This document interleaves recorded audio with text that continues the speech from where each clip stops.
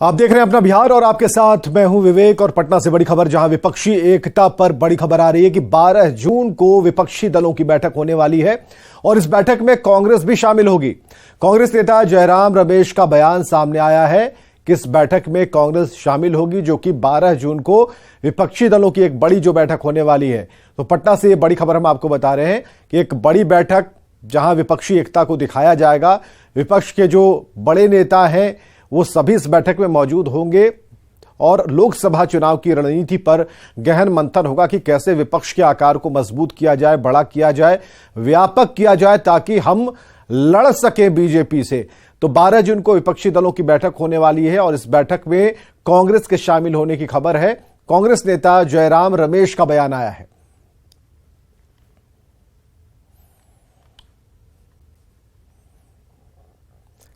और बड़ी खबर है सूत्रों के हवाले से, पीएम नरेंद्र मोदी बिहार दौरे पर होंगे। बहुत जल्द प्रधानमंत्री नरेंद्र मोदी का बिहार दौरा होने वाला है और बीजेपी नेता मंगल पांडे ने इसकी जानकारी दी है। पीएमओ ने कार्यक्रम पर सहमति जता दी है। पीएम के दौरे को लेकर बीजेपी काफी उत्साहित है। दौरे की तैयारी में बिहार बीजेपी टीम जुट गई है। 9 साल सेवा सुशासन गरीब कल्याण महाजनसंपर्क अभियान कार्यक्रम में शामिल होंगे प्रधानमंत्री नरेंद्र मोदी। ये इस वक्त की दूसरी सबसे बड़ी खबर, जहां प्रधानमंत्री के बिहार आगमन से जुड़ी खबर आई है और मंगल पांडे ने इसकी जानकारी दी है। आज हम गर्व के साथ कह सकते हैं कि 9 वर्षों के अंदर इस देश के में आदरणीय प्रधानमंत्री जी के नेतृत्व में जो विकास के काम हुए हैं वो एक रिकॉर्ड है। आजादी के बाद से लगभग 1 दशक के अंदर गरीबों के कल्याण के लिए, युवाओं के कल्याण के लिए, किसानों के कल्याण के लिए, महिलाओं के विकास और उत्थान के लिए जितने काम आदरणीय नरेंद्र मोदी जी के नेतृत्व में इन 9 वर्षों में हुआ है, यह एक रिकॉर्ड है जो देश ने स्थापित किया और देश ने देखा है। पूरी दुनिया में आज भारत का सम्मान कितना बढ़ा है। आज भारत के प्रधानमंत्री विदेशों के दौरे पे जाते हैं तो आप देखते हैं कि दूसरे देश के प्रधानमंत्री किस तरीके से देश के प्रधानमंत्री का सम्मान और आदर करते हैं। ये पीएम मोदी के बिहार दौरे को लेकर जेडीयू सांसद संतोष कुशवाहा ने कहा कि 2024 में बीजेपी का सफाया हो जाएगा। उन्होंने कहा कि बैठक में बीजेपी को सत्ता से हटाने का संकल्प लिया जाएगा। मजबूती से 2024 की लड़ाई लड़ने का शंखनाद बिहार से शुरू होगा और 2024 में भारतीय जनता पार्टी को बिहार में तो सफाया होगा ही होगा और देश की गद्दी से भारतीय जनता पार्टी को हटाने का संकल्प लिया जाएगा और उसमें निश्चित रूप से कामयाबी मिलेगी। और जहां तक भारतीय जनता पार्टी के नेता और देश के आदरणीय प्रधानमंत्री जी का बिहार दौरा का आपने जिक्र किया है, बिहार में किसी के जाने और आने से कोई फर्क नहीं पड़ेगा। और वहीं बिहार सरकार के मंत्री और जेडीयू नेता मदन सहनी ने कहा कि विपक्षी पार्टियां एकजुट हो रही हैं और ऐसे में पीएम से बिहार दौरे से कोई फर्क नहीं पड़ने वाला। उनका रैली हो, हम लोग तो देख चुके हैं ना, आप सभी लोग देखे हैं कि कर्नाटक में घर घर घूमे थे माननीय प्रधानमंत्री जी, तो क्या परिणाम आया। यहाँ 4 ने 40 रैली कर लेंगे तब भी कुछ नहीं होने वाला है। भारतीय जनता पार्टी का सफाया होने जा रहा है। निश्चित रूप से उसी का असर है ना जो आ रहे हैं। 12 जून को विपक्ष की बैठक होने वाली है और इस बीच खबर है कि पीएम मोदी बिहार दौरे पर आने वाले हैं और पीएम के आगमन को लेकर बिहार में सियासत तेज हो गई।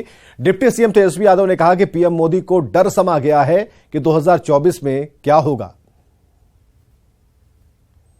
लोकतंत्र है, कोई भी कहीं भी जाए तो उसमें क्या दिक्कत है। 12 जून के बाद ही काफी वो लोग बता रहे हैं कि 12 जून के बाद ही होने दीजिए ना। हम लोग जिस दिन से साथ आए हैं, जिस दिन से महागठबंधन सरकार बनी है, अब भाजपा बाहर हुई है, तब से 24 के लिए डरे हुए हैं और डर निकल ही नहीं रहा है। अब असल में डर उनका निकलेगा कि नहीं निकलेगा, लेकिन जनता जो है देश की, उनको सत्ता से बेदखल जरूर करेगी। बघार से बड़ी खबर आ रही है। मिड डे मील खाने से बीमार हुए बच्चों की संख्या 100 से ज्यादा हो गई है। बीमार बच्चों को अनुमंडलीय अस्पताल में भर्ती कराया गया था, जहां इलाज के बाद 25 से ज्यादा बच्चों को छुट्टी दी गई थी, जबकि अब भी करीब 70 बच्चे अस्पताल में भर्ती हैं। अस्पताल में बेड की भारी कमी की वजह से एक बेड पर 5 बच्चों का इलाज चल रहा है। यहां जन चेतना जागृति विकास मंच नाम के एनजीओ की ओर से स्कूल में खाना मुहैया कराया गया था। खाना खाने के बाद से ही बच्चों में पेट दर्द और उल्टी की शिकायत होने लगी। अनुमंडल अस्पताल से और अधिक जानकारी दे रहे हैं न्यूज 18 संवाददाता मुन्ना राज।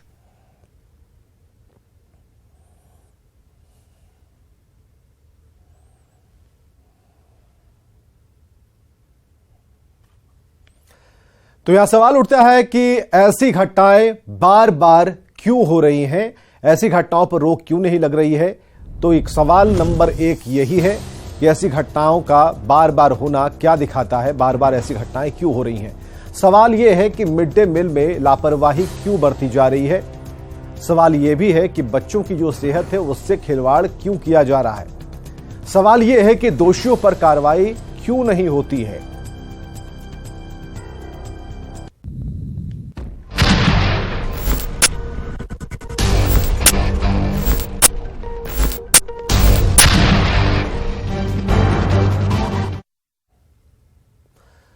भोजपुरी गायिका निशा उपाध्याय की हालत खतरे से बाहर है। निशा उपाध्याय ने न्यूज 18 के माध्यम से अपने चाहने वालों को उदास नहीं होने का संदेश भेजा।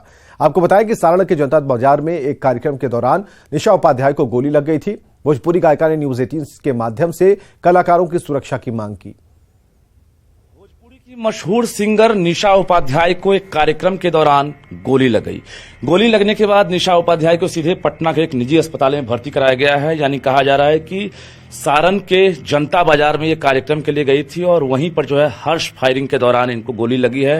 हालांकि डॉक्टरों की टीम ने पूरी कोशिश की है, जिसके बाद जो है हालात में काफी सुधार हुआ है और इस वक्त निशा उपाध्याय अस्पताल के आईसीयू में भर्ती हैं। देख सकते हैं लगातार जो फैंस हैं या इनके शुभचिंतक हैं उनकी भी अस्पताल में भीड़ जुटने लगी है और इस वक्त अस्पताल में इलाजरत हैं। सीधी बातचीत करते हैं हम निशा उपाध्याय से कि आखिर ये जो घटना हुई है कैसे हुई है और स्थिति क्या है। निशा जी, पूरी घटना कैसे हुई? जी, पहले तो नमस्कार आप सभी को और तमाम जितने भी हमारे भगवानों पे जनता जनार्दन मुझे देख रहे हैं और उनका ही आशीर्वाद है कि आज मैं सुरक्षित हूँ। क्योंकि जिस तरीके से हम लोग एक कलाकार हैं और मंच पे जिस तरीके से कार्यक्रम करते हैं और हर्ष फायरिंग जो होती है, बहुत मतलब किस्मत अच्छा था कि बच गई हूँ। जी, कैसे, मतलब आपको कुछ याद है कि ये नौबत? तो अपने गाने में थी, मुझे तो पता ही नहीं चला कि कब आया उधर से गोली, कहाँ से आया, कैसे लगा। मैं अपने गाने में मगन थी क्योंकि उस टाइम मंच पर होते हैं तो सबसे ज्यादा जरूरी होता है कि गाने पे ध्यान देना। उसके बाद से म्यूजिक क्या बज रही है, मतलब एक कलाकार को मंच पे होने के बाद से बहुत सारी चीजें पे ध्यान देना होता है। तो मैं ये नहीं देख पाई कि कैसे आया गोली, लेकिन उस टाइम भी लगा जैसा कि कुछ ऐसे फितंगी टाइप से आया।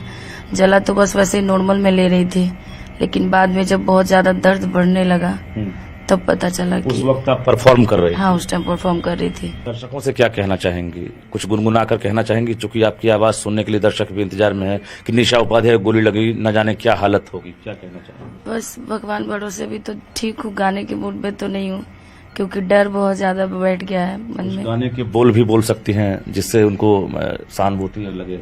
बस यही चाहेंगे कि जितने फैंस मुझे प्यार करते हैं हमेशा ऐसे ही करते रहिए और आप सबका ही आशीर्वाद है कि मैं अभी बच गई हूँ और ठीक हूँ, सुरक्षित हूँ। कि लाखों हैं दीवाने मेरे, लाखों हैं दीवाने, कि लाखों हैं दीवाने मेरे, लाखों हैं दीवाने, कि क्या है दिल की हालत मेरी, क्या है दिल की हालत मेरी, कोई न जाने। हमारे साथ निशा उपाध्याय भोजपुरी की मशहूर सिंगर थी और इस वक्त आपने देखा भी कि अस्पताल के आईसीयू में ये फिलहाल इलाजरत हैं। हालांकि डॉक्टरों की माने तो अभी फिलहाल स्थिति जो है इनकी उसमें सुधार जरूर हो रहा है, लेकिन निशा उपाध्याय काफी दहशत में है, डरी सहमी है, बावजूद कह रही हैं डर के आगे जीत है, इसलिए ना तो सिंगिंग से तौबा करूंगी और ना ही कार्यक्रम में ना जाने की बात करूंगी। तो निशा उपाध्याय आज हिम्मत वाली लड़की है और यही वजह है कि ये चाहती है घटना की कभी पुनरावृत्ति ना हो। लेकिन पुलिस मुख्यालय से भी ये उम्मीद लगाई बैठी है कि पुलिस मुख्यालय जो है आगे जो कलाकार हैं, सिंगर हैं या डांसर हैं, उनके लिए कोई सुरक्षा का बंदोबस्त भी करे। कैमरामैन सुबोध के साथ रजनीश कुमार, न्यूज 18 पटना।